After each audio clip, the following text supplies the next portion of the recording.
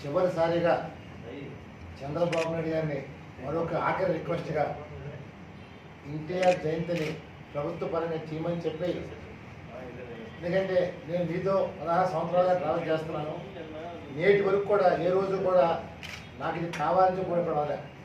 So ఇది నా కోరిక అనుకుంటారో, నా విజ్ఞప్తి అనుకుంటారో, నా వినుభవం అనుకుంటారో, ఏదైనా సరే రేపు ఎన్టీఆర్ జయంతిని ఈ సంవత్సరం రాష్ట్ర పరంగా చేయాలనేది ఇది 5 కోట్ల మంది ప్రజల ఆకాంక్ష. ఈ ఆకాంక్ష కోసం నేను చేస్తున్నాను తప్ప ఇందులో నాకు ఎటువంటి స్వార్థం లేదు. మనం చేస్తున్నాను. ఎన్టీఆర్ గారి మరణం జనవరి 18, నా జననం జనవరి 18. అందువల్ల డెఫినెట్గా ఎన్టీఆర్ గారు తెలుగు జాతి గౌరవం నిలబెట్టింది, ఆత్మ నిలబెట్టింది ఎన్టీఆర్. మరి అలాంటి వ్యక్తికి ఏం చేసేమనేది నేను ఆలోచన చేయడం జరిగింది. డెఫినెట్గా 5 కోట్ల మంది ప్రజల ఆకాంక్ష ఎన్టీఆర్ గారికి భారతరత్న కాలం డిమాండ్ ఎలాగా ఉంది. దానికంటే ఇది ఎందుకు తీసుకొస్తున్నానంటే తరాలు మారిన డెఫినెట్గా ఎన్టీఆర్ ఎప్పుడు ప్రజల గుండెల్లో ఉంటారు. మరి దానికోసం నేను చేస్తాను తప్ప ఇంకోటి కాదని మనం చేస్తాను. డెఫినెట్గా పవన్ కళ్యాణ్ గారిని, పురంధేశ్వరి గారిని అందరినీ నేను విజ్ఞప్తి చేస్తున్నాను. డెఫినెట్గా పవన్ కళ్యాణ్ గారు కూడా మీరు కూడా అన్నారు ఎన్టీఆర్ ఇస్ గ్రేట్ లిజెండ్ అని. సో పురంధేశ్వరి గారు మీ బీజేపీ పార్టీ రాష్ట్ర అధ్యక్షులు, దట్టు ఎన్టీఆర్ రామారావు గారు మీ తండ్రి గారు, మాకంటే ఎక్కువ బాధ్యత మీ పైన ఉంది మనం చేస్తున్నాను. ఈరోజు చాలామంది గుండెల్లో ఉంది కానీ ఎవరు మాట్లాడలేకపోతున్నారు, ధైర్యం చేయలేకపోతున్నారు. రామ్ ఎటువంటి భయం నాకు లేదు, ఎందుకంటే ఇది ఒక మంచి కార్యక్రమం.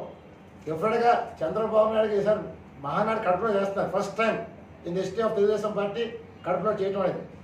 అందువల్ల డెఫినెట్గా ఇది మీరు ఈరోజు మీరు ఆర్డర్స్ జారీ చేసినట్లయితే డెఫినెట్గా ఈ మహానాడు కన్నుల పండుగగా ఉంటే మనం చేస్తాను.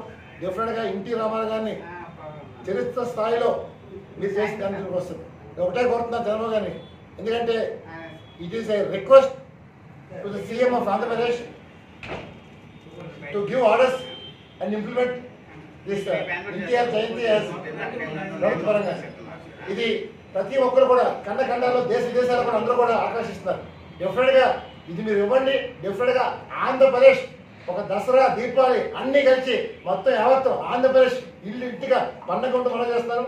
అదే మేము ఆశిస్తున్నాం. డెఫినెట్గా ఈరోజు చంద్రబాబు నాయుడు గారు ఆదేశాలు జారీ చేసి రేపులోగా జీవో వస్తే డెఫినెట్గా ఆంధ్రప్రదేశ్ చరిత్రలో ఎన్టీ రామారావు గారికి ఇది ఒక పెద్ద భారతరత్న కంట పెద్ద గౌరవం మనం చేస్తాను. ఎందుకంటే నాడు కాంగ్రెస్ పార్టీ వారు ఆంధ్రప్రదేశ్ని చాలా హీనంగా చూస్తుంటే మేము తెలుగువారు, మాకు రాష్ట్రం ఉందని చెప్పి పౌరుషం చాటి కాంగ్రెస్ పార్టీ గడగడానికి ఓడించిన వ్యక్తి ఎన్టీఆర్. మరి ఆ రోజు ఎవరు కూడా సాహసం చేయలేదు. అందరూ ఎన్టీఆర్ కామెంట్ చేశారు, ఈయనేం చేస్తారని, దాన్ని తెలుగు సృష్టించారు. అందువల్ల ఎన్టీ రామారావు ఎప్పుడు ఇలాంటి కాలం ఎప్పుడైనా కోరుకోలేదు. ఇది తెలుగు బిడ్డగా ఇది మనందరం బాధ్యత. తెలుగు జాతి ముద్దు బిడ్డ ఎన్టీఆర్. జనాలన్నీ భగవంతుడు చూశారు, కృష్ణుడు చూశారు, రాణుడు చూశారు. ఆఖరికి ఇందిరాగాంధీ గారు కూడా తెలియకుండా ఎన్టీ రామారావు బొమ్మ దండం పెట్టుకున్నారు.